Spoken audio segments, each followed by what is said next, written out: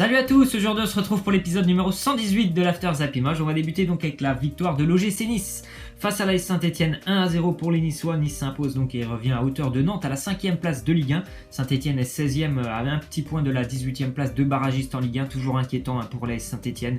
Nice s'est imposé grâce à un but de Willan Cyprien. Donc les Niçois sont sur vraiment une belle forme actuellement en Ligue 1, 8 matchs consécutifs sans la moindre défaite. Ils ont eu un début de saison assez compliqué, c'est vrai qu'il y a eu pas mal de joueurs qui sont partis aussi pendant le mercato. Ils ont mis pas mal de temps à retrouver leurs automatismes, mais là depuis 2 mois c'est quand même plutôt intéressant ce que fait l'OGC Nice. Donc à mon avis jusqu'à la fin de l'année les Niçois vont encore lutter pour les places européennes, je pense avec le FC Nantes, pourquoi pas pour l'Europa League. En tout cas c'est plutôt intéressant pour les Niçois cette victoire. Ils continuent leur bonne petite série. Ensuite l'autre équipe de la Côte d'Azur, Monaco, qui jouait aussi hier, s'est imposé 3-1 face au FC Metz.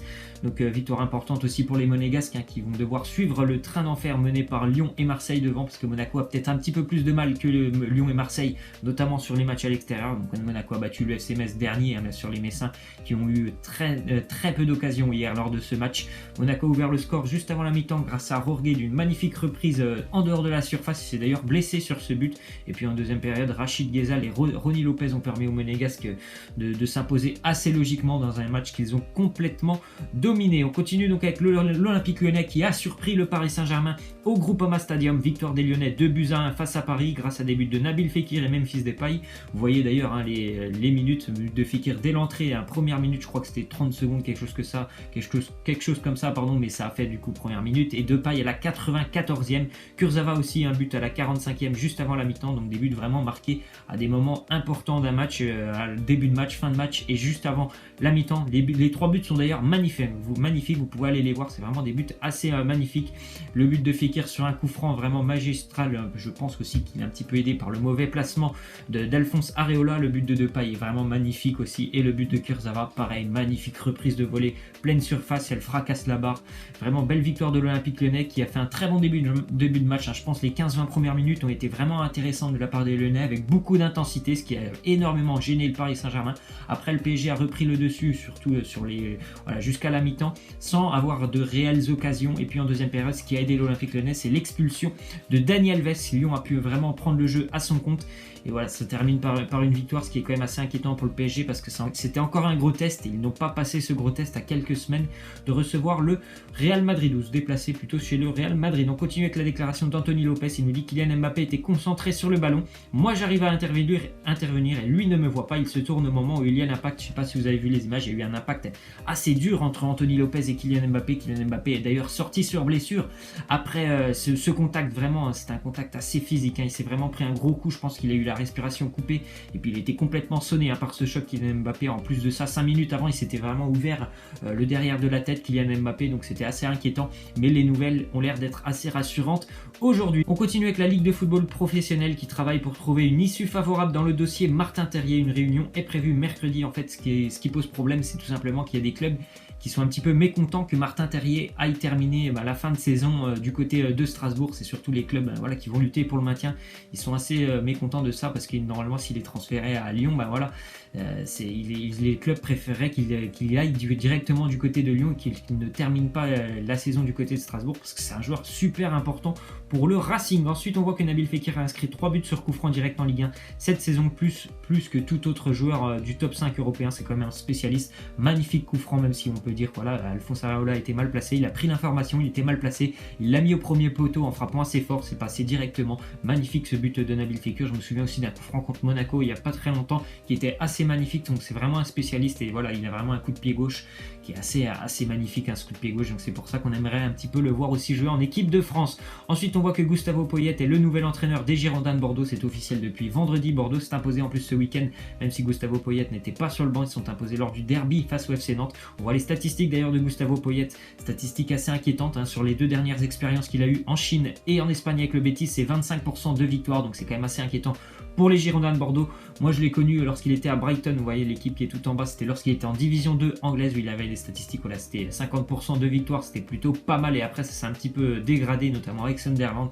Donc là ça va pas être pareil qu'avec Shanghai en Chine, donc ça va être assez inquiétant parce que je trouve que voilà, c'est quand même Bordeaux, c'est une équipe de Division 1, là c'est pas Shanghai qu'on a, donc je pense que c'est quand même pas un choix super intéressant de la part des Girondins, j'espère qu'il me fera mentir. Gustavo Poyet, on continue donc avec le Santiago Bernabéu qui a encore une fois pris en grippe Karim Benzema hier lors de la victoire du Real 7-1 face au Deportivo La Corogne. Benzema est rentré vers la 60e minute de jeu, il a remplacé Borja Mayoral qui lui, Borja Mayoral a été vraiment applaudi par le Bernabéu alors que Benzema a été conspué mais vraiment sifflé par tout le Bernabéu. C'est dommage parce que je pense que les supporters du Real ils ont un petit peu oublié tout ce qu'a fait Karim Benzema pour le Real Madrid depuis de nombreuses années. C'est vrai que depuis le début de saison il vit franchement un début de saison assez compliqué, mais voilà, c'est sur tout ce qu'il a fait depuis qu'il est arrivé au Real maintenant depuis 10 ans, c'est quand même assez incroyable. Il ne faut pas remettre en cause ce qu'il a fait, voilà, ça fait que 6 mois où il est pas trop bien, je pense que ces sifflets sont vraiment pas mérités pour Benzema. On continue avec une déclaration de Zidane, il nous dit un très beau match, très positif pour nous. Après ce qui s'est passé, on peut être content. Malgré le 0-1, on a continué à penser de façon positive. L'équipe avait besoin de cette victoire. On a inversé la tendance. Je suis content pour les joueurs. Voilà, le Real s'est imposé 7-1 et ils étaient menés, comme le dit Zidane, ils étaient menés 1-0. Il y a eu de très bons matchs, notamment de la part de Gareth Bale, de Cristiano Ronaldo, qui ont vraiment été très intéressants. Ils ont retrouvé aussi la confiance devant les buts, même si Cristiano est sorti sur blessure. Je pense que tout le monde a vu les images où il était ouvert au niveau de l'arcade. Mais voilà, vraiment, on a retrouvé déjà deux joueurs de la BBC, Bale et Cristiano Ronaldo. On continue donc avec Loïc Rémy qui pourrait passer sa visite médicale du côté de Levante, bien sûr, tout le monde sait. Je pense qu'il n'est plus du tout apprécié du côté de Las Palmas.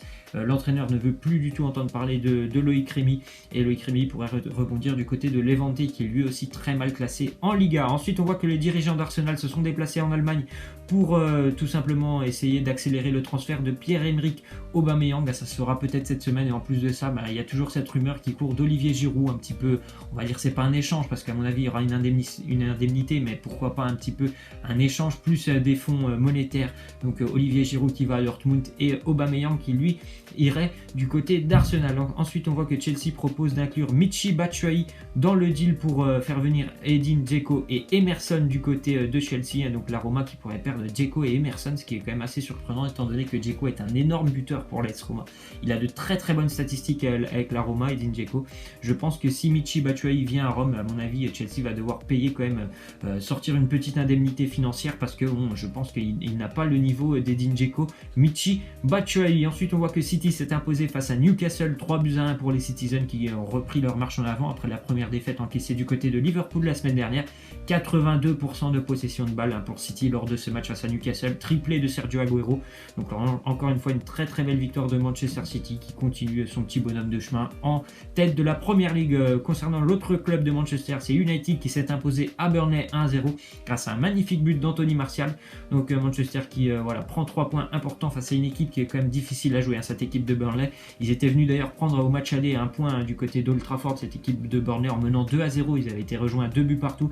Victoire importante pour Manchester, même si j'ai vu un petit peu le match, j'ai trouvé qu'il y a eu des choix offensifs, notamment de Pogba et de Rashford, qui ont été excessivement personnels, alors qu'il y avait des fois Lukaku qui était vraiment tout seul devant le but. Je sais pas s'il y en a qui ont vu le match, mais il y a des images, franchement, ils ont saisi leur chance alors qu'il y avait un joueur devant eux et que Lukaku était tout seul à côté. J'ai trouvé ça vraiment déplorable parce que c'était vraiment des excès d'individualisme de la part de Pogba et de Rashford. Ensuite on voit qu'il y a un accord de principe entre West Ham et le Beşiktaş pour le transfert de Chicharito Hernandez pour 8,5 millions d'euros. Chicharito qui vit une saison assez compliquée avec West Ham, seulement 4 buts pour lui, même s'il a marqué ce week-end avec West Ham lors du match nul de West Ham face à Bournemouth. Un but partout, mais c'est une saison assez compliquée. Il a été aussi longuement blessé. Ça pourrait être pas mal, c'est un joueur qui a quand même énormément de talent. Il est capable de scorer. Bon voilà, le seul problème pour lui, c'est que aussi à West Ham on lui fait pas énormément confiance. C'est aussi Carroll qui est devant, qui est souvent titulaire. Donc c'est un peu compliqué pour Chicharito qui pourrait rejoindre le Beşiktaş. Ensuite on va voir les résultats de cette journée de Première Ligue. Donc tous les gros se sont imposés. Chelsea a battu Brighton à l'extérieur 4-0. United, je vous l'ai dit, s'est imposé. Arsenal a battu Crystal Palace 4-1. Leicester a battu Watford. Le seul gros qui a eu un petit peu de mal, c'est Tottenham qui a été tenu en échec à Southampton, 1 but partout d'ailleurs lors de ce match de Tottenham. C'était le 99e but de Harry Kane en Première Ligue. Cette journée de Première Ligue, elle se termine ce soir avec un Swansea Liverpool, on continue donc avec le résultat. Il y avait un gros match en Italie ce week-end, c'était entre l'Inter et la Roma. Un but partout entre l'Inter et la Roma. L'Inter qui a eu énormément d'occasions et pourtant ils étaient menés 1-0 jusqu'à la 85e, hein, les Interistes. Et c'est un match nul, on va dire, assez décevant pour l'Inter tellement ils ont eu énormément d'occasions dans ce match.